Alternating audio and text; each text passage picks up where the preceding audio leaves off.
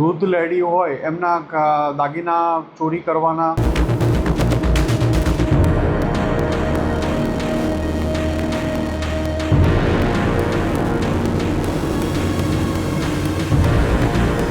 સુરત શહેરમાં રિક્ષામાં પેસેન્જરોને બેસાડી અને જે વૃદ્ધ લેડી હોય એમના દાગીના ચોરી કરવાના ઘણા બધા બનાવો રજીસ્ટર થયેલા હતા.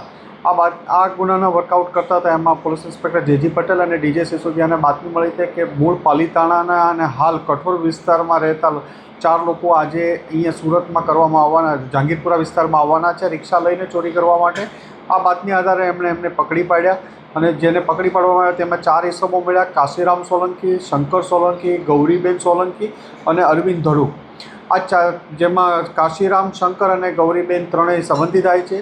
શંકર સુરત વિસ્તારના કઠોર વિસ્તારમાં જે ખેતીની જમીનમાં ભાગિયા તરીકે કામ કરે અને આ લોકોને પાલીતાણાથી અહીંયા બોલાવી અને રિક્ષા એક જૂની વેચાતી લઈ આવે. વેચાતી લઈ પેસેન્જર તરીકે શંકર રિક્ષા ચલાવે અને બાકીના 3 જણા રિક્ષામાં બેસે.